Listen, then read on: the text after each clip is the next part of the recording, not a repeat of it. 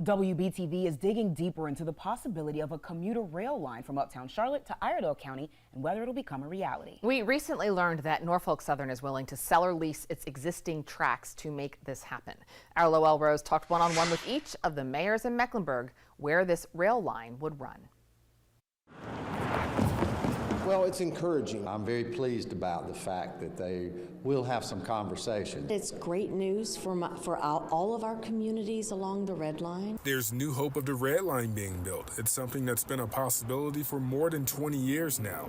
That new hope was sparked with Norfolk Southern showing a willingness to talk about a possible transaction of the O line with the city of Charlotte. Commuters in the northern part of the community have been paying for taxes and not having the service. So the Red Line is really important because it does remove an obstacle to the things that we have as building trust in the northern towns. The original plan called for a 25-mile-long commuter rail with 10 stops between Uptown and Iredell County. As Charlotte negotiates a possible transaction, the big question is if mayors in town still want the Red Line. Our citizens are fully engaged in this, and I think that the response would be overwhelming in favor of it if it came to fruition. As long as the citizens continue to want that, we're listening to citizens as we speak today.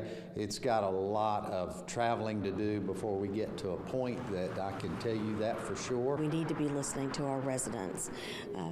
It's something that I can support depending upon the deal. Right? And so, like I said, cautiously optimistic. The mayors of Davidson, Cornelius, and Huntersville tell me a commuter train would allow people to travel to work or socialize north and south on the line, not just in Charlotte. The leaders are hopeful a possible Red Line would run throughout the day instead of just the mornings and evenings. I think the first step is to secure either a lease or a purchase of the corridor, and then we take next steps. There's no timeline on negotiations with Norfolk Southern and a possible transaction of the O line, but leaders believe it would be years until commuter trains are on the tracks. I don't think that there's a deadline. We've been at this for 20 years waiting for it. I think another year or two won't make that much difference. But at some point, there is a time that you have to say, yes, we're moving forward or we're not. And I hope that that will be sooner than later. Now, if a transaction is reached on the O line here, leaders will have to figure out how to pay for it, which would likely need support from the General Assembly and voters. Now, some have suggested ideas like a 1-cent sales tax, which would help with construction and operational costs. Reporting in Huntersville, Lowell Rose, WBTV, on your side. Lowell, thank you.